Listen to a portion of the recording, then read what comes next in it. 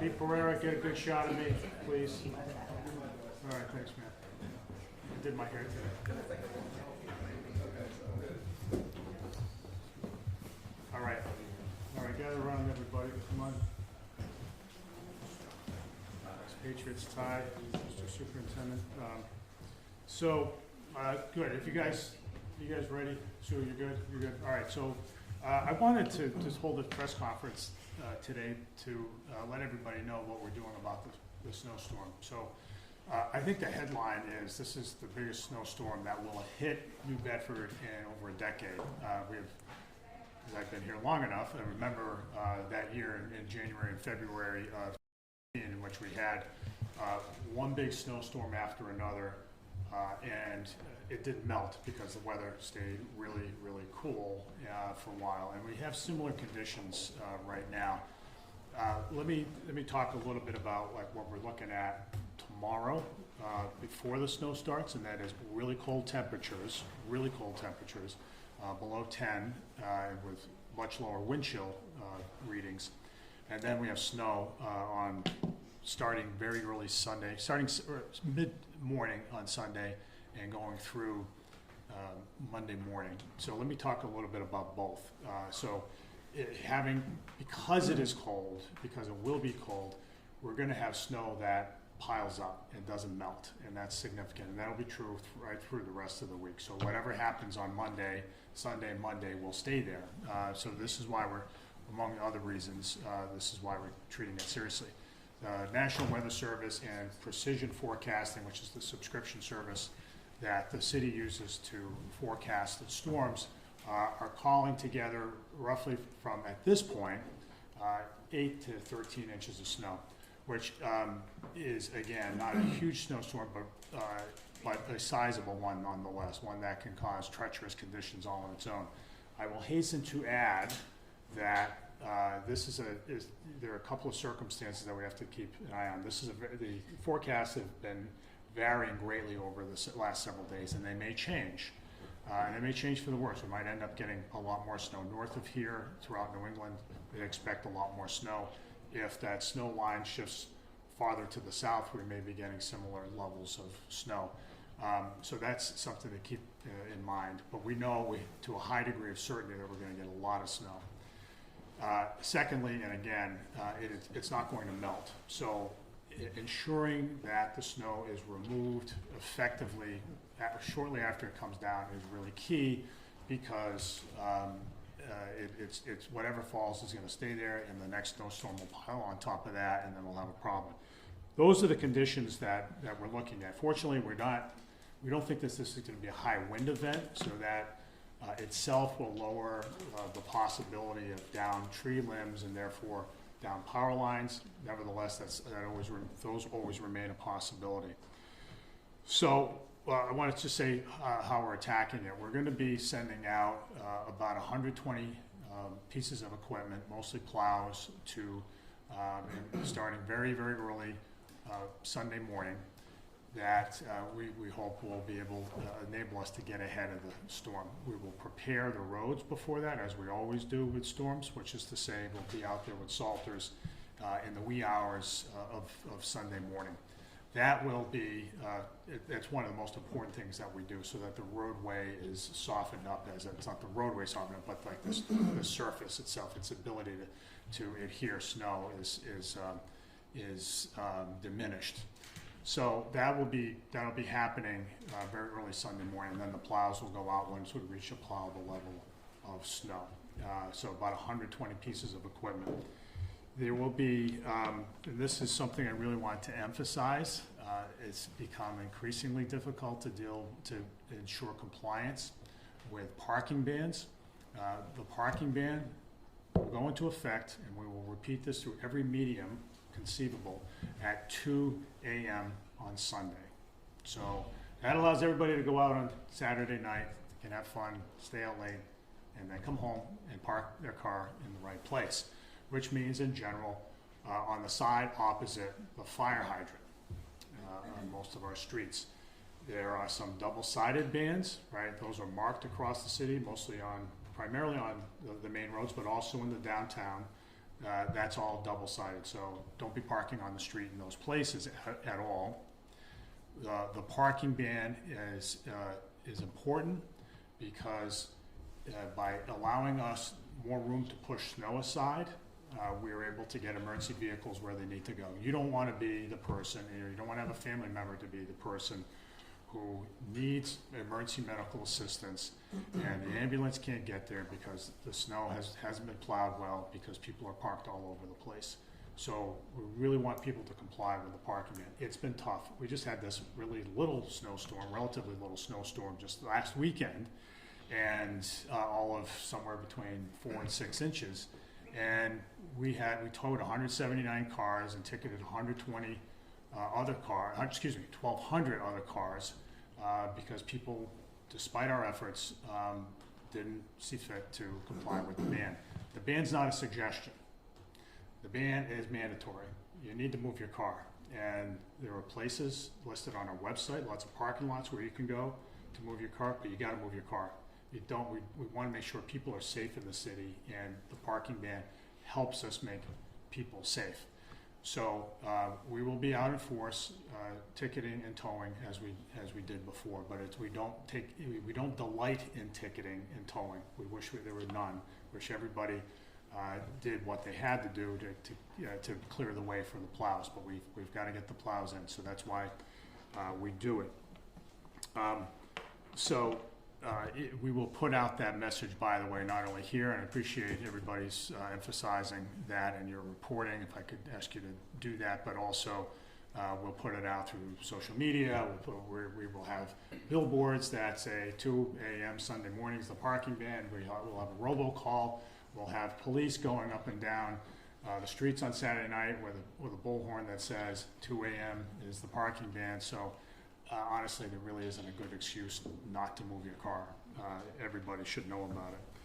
So there are things that we are going to announce as closed today. These include, so that will close on Sunday or Monday, and Monday, as the case may be. Some of these things aren't open on Sunday. So the zoo will be closed Sunday and Monday. Senior centers aren't open on Sunday. They will be closed on Monday. Libraries, again, same thing, closed both days. City offices, I am announcing that city offices will be closed. I emphasize that here, and I will emphasize to all of our employees who are not driving plows or are not otherwise out on the snowstorm, that it's not a vacation day. Prepare now to bring stuff home, to log in on Monday, to do your work. It is a work day, and that is our expectation, that we have to do our best to continue to churn the wheels of city government even in the midst of snow. So we need to try to be as productive as possible. Schools, Superintendent Andrew O'Leary is here. He's the guy with the Patriots. The only one wearing a Patriots regalia today. Well done. Don't forget there is that football game. And by the way, our guys on plows and the police and traffic folks who are out and everybody working in the garages, they're going to miss the big game. They will record it, they'll find out somehow, but they're not going to be able to kick back on their couches, unfortunately. So there is a real sacrifice there because a lot of them are Patriots fans. But on the matter of schools, school's not in session on Monday anyway in New Bedford Public Schools. So, because it's a professional development day, so that actually works out pretty well. So no problem there. Our school personnel, again, the custodians and others will be out clearing the sidewalks around schools, the parking lots, readying the buildings for children to come back the next day on Tuesday.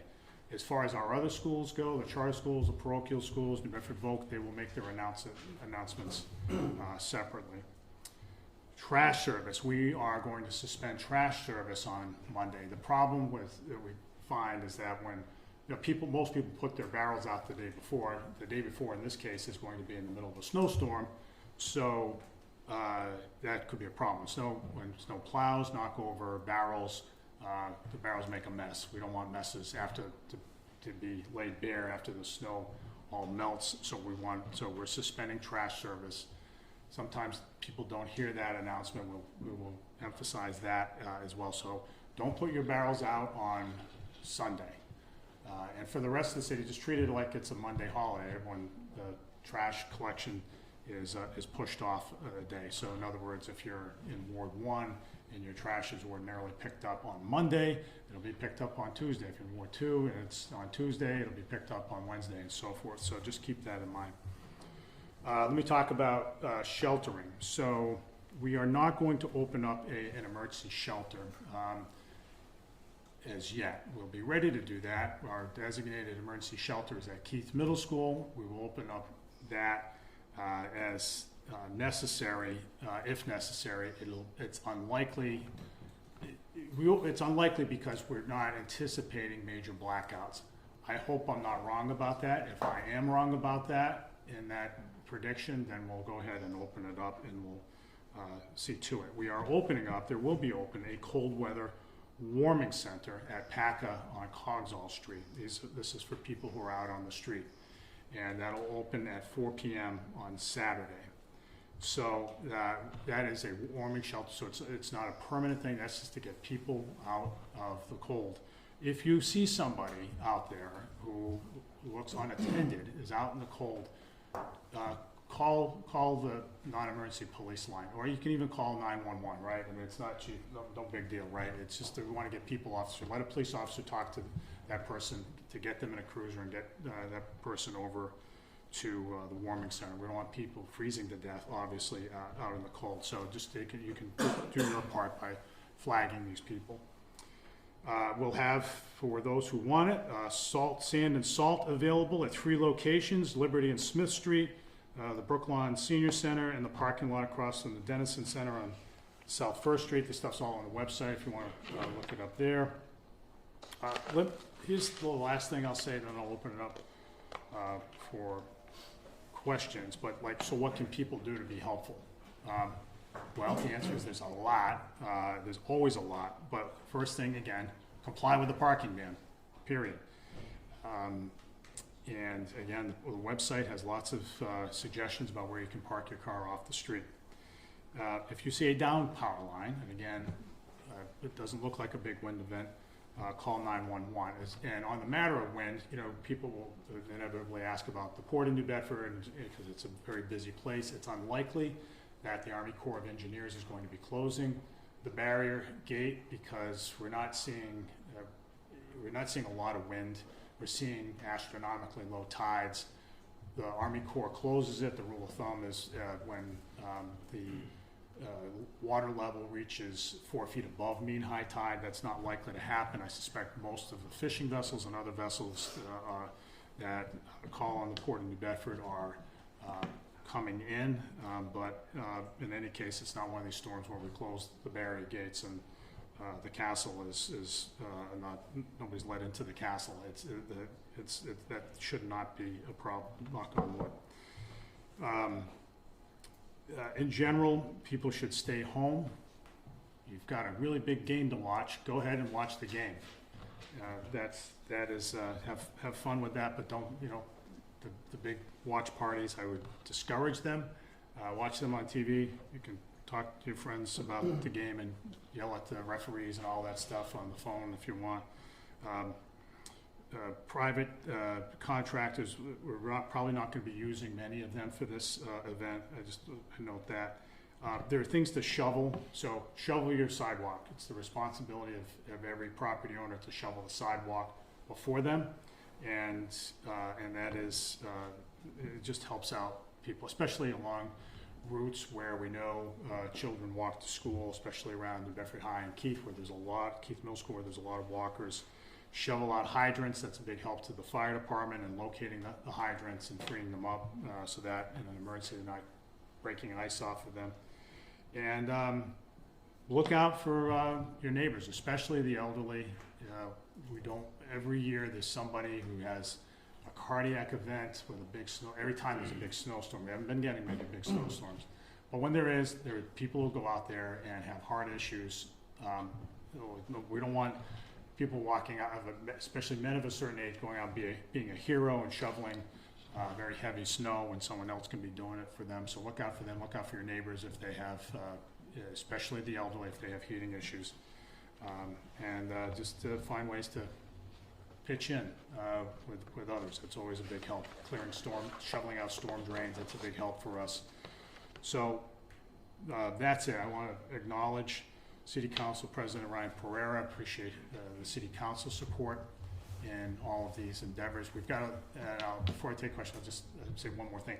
I'm very proud of the way that we go about the work here. New Bedford has an unusual model for snow events. It is a hands-on deck, all hands-on-deck event. We have lots of people from lots of different departments who get behind plows, who pitch in some way, as opposed to lots of other cities that rely almost exclusively on contractors.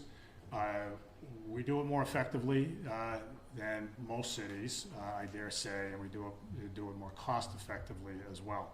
All that said, people need to be patient. Snow is a hard thing to manage, especially a big unpredictable snowstorm like this. And so if your street isn't cleaned immediately, they will get to it. Lots of people say this, we get countless calls of people who say, the plow has not come down my street yet. And almost invariably, that's not true. They just haven't laid eyes on it. We actually track by GPS where the plows are going and can see which streets they go down. And in fact, we hit every single street. If you don't see that, then you can call DPI for sure. But know that it's really important for everybody to be patient. As good as New Bedford is at these kinds of operations, they're difficult, they're complex, more than I ever suspected before I got into this position. But we will make sure that we get to it, and we all the while prioritize safety. So with that, I'll take questions.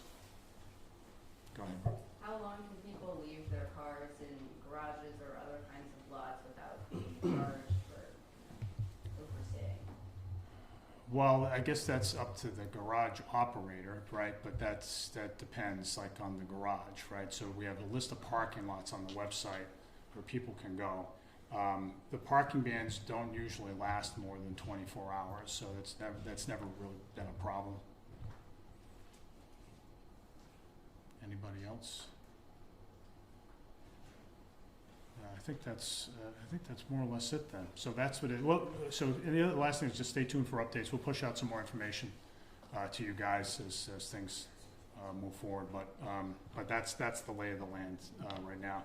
This isn't a snow catastrophe, but it is a challenging storm. And again, I emphasize this is the biggest one we've had since 2015. So we've had our lucky streak has ended, and so we need to get down to business. Yeah, go ahead, Brooke. Is there anything you're doing differently now than last time you experienced this in 2015? Yeah, I think there's a few things. So I think that was a good learning experience. I think I'd say.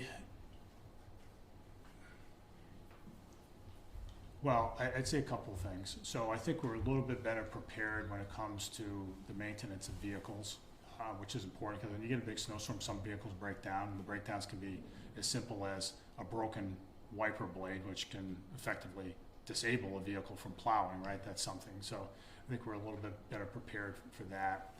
I think we're better at preparing the storm of the surface.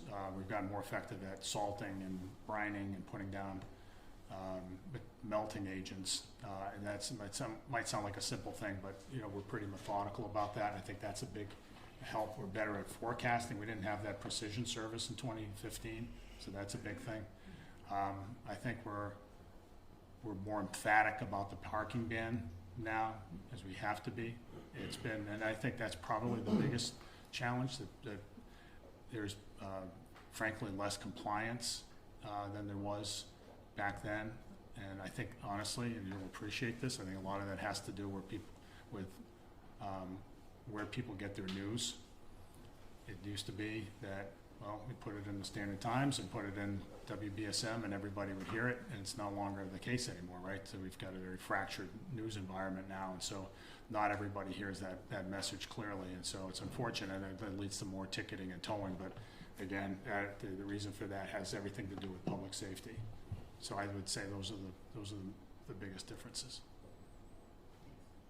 All right, I want to thank all the department heads who are here, and I think we're good, but we'll go ahead and we'll push out some more updates as the weekend unfolds. All right, thanks everybody. Appreciate it. Stay warm. Thanks for